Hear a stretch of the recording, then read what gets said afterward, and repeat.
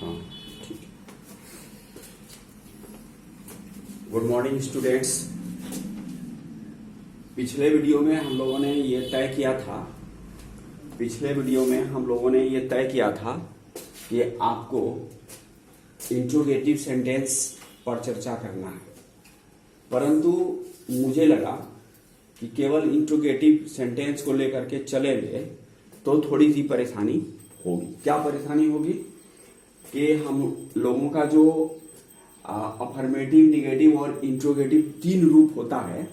तो पिछले वीडियो में अफर्मेटिव हमने दिया था और निगेटिव दिया था, लेकिन उसमें से एक चीज छूटा हुआ था। क्या छूटा हुआ था? इंट्रोगेटिव सेंटेंस के पहले हम लोग ये चर्चा कर लें कि वर्ब टू बी का जो प्रेजेंट टेंस है, अगर हम केवल उसको लें तो उसमें एक पार्ट आता है जिसमें कि भूतकालिक समय सूचक शब्द होता है। तो भूतकालिक समय सूचक शब्द का निगेटिव बनाने का जो नियम था ये छूट गया था, तो मैंने सोचा कि उसको भी साथ लेकर के चलें। तो इस वीडियो में मैंने एक उपाय किया, वो ये कि भूतकालिक समय सूचक शब्द का जो अफर्मेटिव पार्ट है उसको भी रखा गया और जो निगेटिव पार्ट है इसको भी रखा गया और इसका जो इंट्रोगेटिव पार्ट है इसको भी रखा गया। तो इसी चीज को अगर हम स्ट्रक्चर से समझना चाहें तो ये आपका स्ट्रक्चर है अफर्मेटिव का। तो आपने देखा था प्रेजेंट टेंस का जो पार्ट है वो है एम, इज और आर। मात्र 3 वर्ब टू बी का यूज प्रेजेंट टेंस के रूप में हम लोग कर रहे थे, लेकिन उसमें एक बात और आई थी, वो ये था कि जब वाक्य में भूतकालिक समय सूचक शब्द हो तो उसका हम अफर्मेटिव कैसे बनाएंगे, उसका हम निगेटिव कैसे बनाएंगे। तो थोड़ा सा रूल में चेंजिंग आया था। वहां पर एम, इज, आर का प्रयोग करके अगर हम बनाते हैं तो वो हमारा गलत हो जाएगा। तो हमने क्या देखा था कि वहां पर हैज बीन और हैव बीन का प्रयोग किया गया था। तो अफर्मेटिव पार्ट को तो हम लोगों ने पढ़ा था, परंतु इसका निगेटिव पार्ट को पढ़ना है। तो अब यहां पर देखना है कि मैंने ये बताया था कि जब भी हेल्पिंग वर्ब है उसके तुरंत बाद नोट लगाते हैं तो निगेटिव बन जाता है, परंतु यहां पर देखिए हैव, हैज बीन है, तो यहां कहां पर नोट लगेगा ये जानना बहुत जरूरी है। तो ऐसी स्थिति में subject plus have oblique has, अब कहां हैव लगेगा कहां हैज लगेगा पिछले वीडियो में मैंने बताया था। अगर भी उसको हम लेकर के चलेंगे तो थोड़ा वीडियो लंबा हो जाएगा। Not plus been plus verb plus for oblique since और प्लस पीटीपीडब्ल्यू। पीटीपीडब्ल्यू का मतलब होता है पास्ट टाइम पॉइंटर वर्ड, जिसको हम लोग हिंदी में भूतकालिक समय सूचक शब्द कह सकते हैं। ठीक है, तो अब कहिएगा कि सर इसमें एक नया पार्ट आ गया, फॉर और सिंस। ये दोनों प्रीपोजिशन है।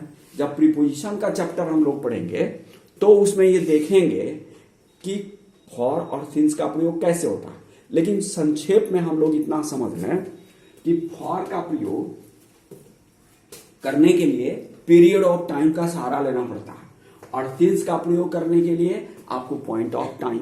आपको लगता होगा कि सर पॉइंट ऑफ टाइम क्या है और पीरियड ऑफ टाइम क्या है।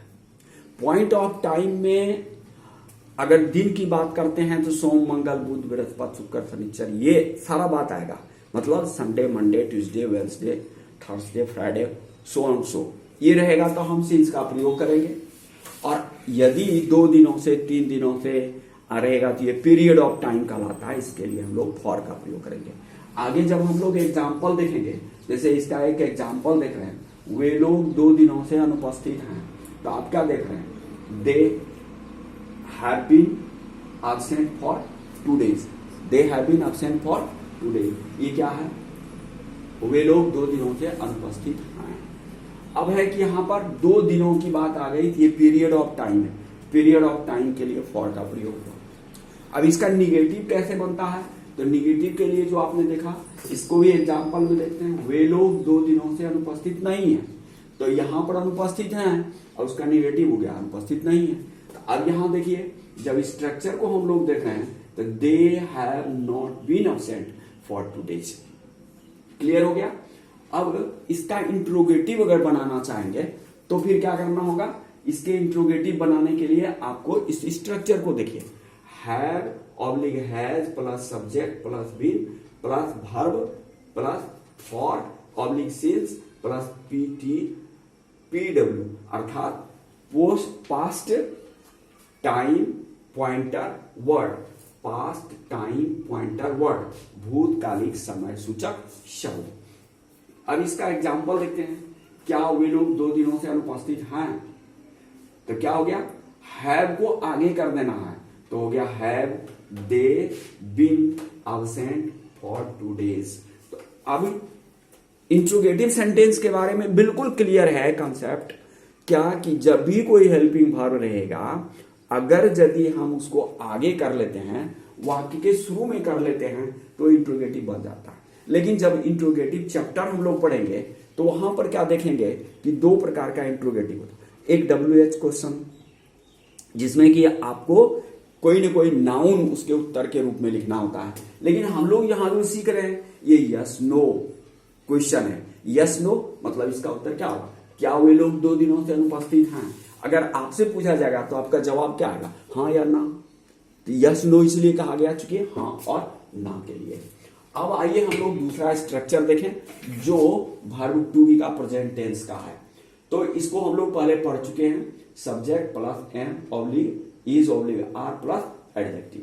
अब निगेटिव में क्या पढ़े हुए हैं, subject plus am oblique is oblique are plus not plus adjective. अब यहां पर देखिए एग्जाम्पल अगर हम देखते हैं तो क्या होता है, सीता दयालु है, सीता इज काइंड। सीता दयालु नहीं है, सीता इज नॉट काइंड।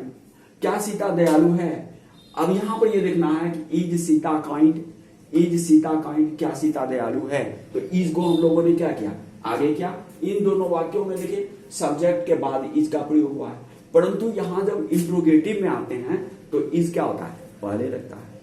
तो इस प्रकार आपने क्या देखा कि ये इंट्रोगेटिव सेंटेंस को हम तीनों फॉर्म में देखा, इसलिए देखा कि हमारा जो पीछे वाला पार्ट है उसका रिवीजन हो जाए और नया चीज भी हम लोग सीख लें। नया मेरा मकसद था इंट्रोगेटिव सिखाना, हम चाहते तो केवल इतना ही करा करके आपका सिखाया जा सकता था, लेकिन नहीं, इसमें अंतर भी समझ में आ गया। क्या हो गया, अफर्मेटिव, निगेटिव एंड इंट्रोगेटिव। इस प्रकार अब बारी आ गई प्रैक्टिस की। प्रैक्टिस जरूरी है। प्रैक्टिस में आप देखिए रोजी सुशील है, रोजी सुशील नहीं है, रोजी सुशील नहीं है, क्या रोजी सुशील है।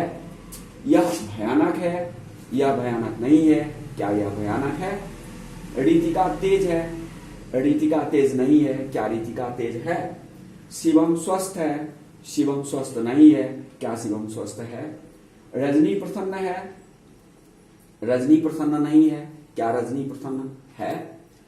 राजन विश्वासी है, राजन विश्वासी नहीं है, क्या राजन विश्वासी है। मैं 2 सप्ताह से व्यस्त हूं, मैं 2 सप्ताह से व्यस्त नहीं हूं, क्या मैं 2 सप्ताह से व्यस्त हूं।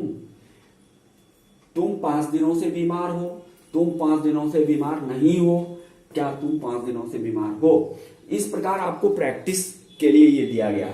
अब प्रैक्टिस के लिए जो वोकैबुलरी है ये तो खैर बहुत जरूरी है। आगे अपना स्टॉक बनाने के लिए आपको इसको रिमेंबर करते जाना होगा। जेंटल सुशील, फियरफुल भयानक, इंटेलिजेंट तेज, हेल्दी स्वस्थ, हैप्पी प्रसन्न, फेथफुल विश्वासी, बिजी व्यस्त, इल बीमार। तो इसको याद कर लेना जरूरी है। और एक बात मैं आपको ये स्पष्ट बता देना चाहता हूं, वो ये है कि संकल्प के साथ आगे बढ़ना जरूरी है। प्रैक्टिस कितना जरूरी है इस संबंध में किसी कवि ने देखी कितना अच्छा कहा है। क्या कहा है, करत करत अभ्यास से जड़ मत होत सुजान, रसरी आवत जाते शिल पर पड़त निशान। छात्रों आप इस बिंदु पर गौर करके देखिए, जिस समय का युग था कुआं वाला, तो कुआं में से जब पानी खींचा जाता था तो बड़ी कोमल रस्सी से पानी खींचाता था, बहुत कोमल रस्सी से। लेकिन नहरा जो बनता था कुआं का, जगत जिसको बोलते हैं, वो क्या था, उस समय भी उसको बढ़िया से प्लास्टर कर दिया जाता था ढलैया करके, या नहीं तो पत्थर का पार्ट रख दिया जाता था। अब रस्सी के आने जाने से उस पर निशान पड़ जाता था। तो पत्थर तो बहुत कठोर होता है, हम लोगों का मस्तिष्क उतना कठोर नहीं है जितना पत्थर है। जब रस्सी के आने जाने से पत्थर के जैसे कठोर वस्तु पर चिन्ह आ सकता है, तो आने जाने का मतलब क्या हुआ, अगर हम किसी चीज को बार बार अभ्यास करेंगे तो नहीं सीखने की बात तो हो ही नहीं सकती है। आपका सीखना तय है, आप विद्वान हो सकते हैं। कवि ने यही तो कहा है ना, क्या कहा है? कहा है करत करत अभ्यास से, मैंने प्रैक्टिस से, करत करत अभ्यास से जड़ मत होत सुजान, रसरी आवत जातते शिल पर परत निशान। रस्सी के आने जाने से जिस प्रकार सिल यानी पत्थर पर निशान पड़ जाता है, शिला पर निशान पड़ जाता है, तो उसी प्रकार बार बार अभ्यास करने से हम जो चीज छूटे हुए हैं, हमारा जो चीज छूटा हुआ है, क्या हो जाएगा, वो हमारे मस्तिष्क में समा जाएगा और हम क्या हो जाएंगे, उसके जानकार बन जाएंगे।